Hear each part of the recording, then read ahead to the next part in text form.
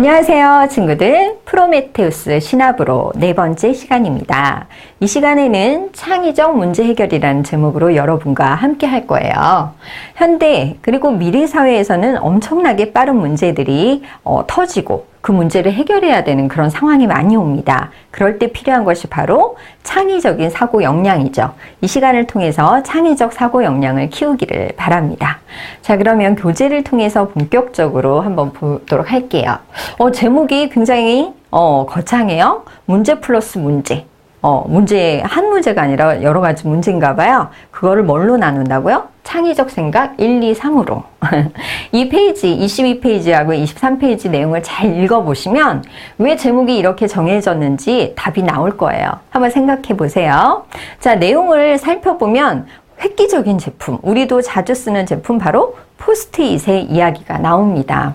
포스트잇의 탄생은 그냥 이루어진 것이 아니에요.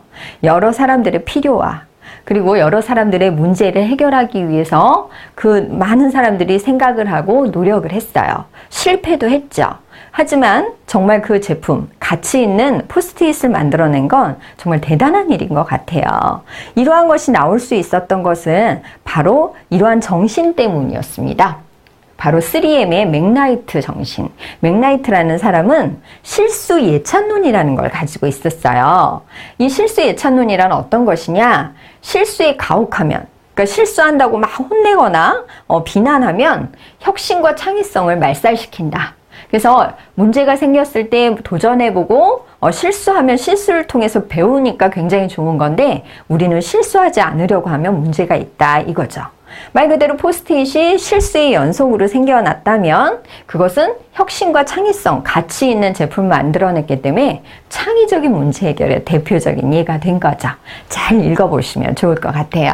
자, 그래서 여러분들이 어떠한 문제를 해결하겠다는 목표를 잡다 보면 거기에 그 목표를 이루기 위해서 창의성을 발휘할 것이고요. 그러다 보면 계속적인 노력에 가해져서 결국엔 가치를 만들어내는 그런 창의적인 문제 해결력이 점점 많이 늘어날 수 있게 될 거예요.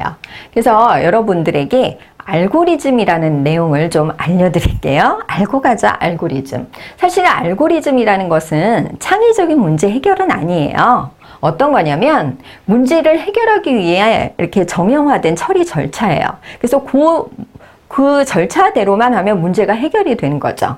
얘가 바로 컴퓨터 프로그램 조리법 또는 악보 이런 것들이 있어요. 예를 들자면 여러분들 라면을 끓일 때 뒤에 조리법 나와 있죠. 그 조리법대로 끓이면 누구나 같은 결과의 라면을 만들어낼 수 있어요. 그리고 악보대로 연주하면 그 음악이 똑같은 음악이 나오는 거죠. 바로 어떤 문제를 해결하기 위해서 그 처리대로 그 처리 절차 순서대로만 하면 나오는 거죠. 하지만 이 알고리즘대로 문제가 항상 발생하는 건 아니죠. 바로 정형화된 문제 해결에서 창의적 문제 해결로 우리가 해결 능력을 키워야 돼요. 그래서 친구들이랑 어떠한 알고리즘에 대해서 이야기를 했을 때 예기치 못한 변화, 예기치 못한 문제가 생기면 또다시 기존의 것에서 창의적인 생각을 발휘해서 새로운 알고리즘을 만들어내는 것. 그것이 바로 창의적 문제 해결의 걸음이 될 수 있지 않을까 싶습니다. 이 시간 여러분들 짧게나마 꼭 알아야 할 핵심 콕 시간입니다. 이 시간을 통해서 여러분 꼭 알아야 될 것은 창의적인 문제 해결을 위해서 여러 가지가 있죠. 그러기 위해서는 우리들이 꼭 알아야 할 것들. 목표를 위해서 실수를 오히려 권장하고 실수를 통해서 배운다는 그런 긍정적인 생각을 하는 것이 좋고요.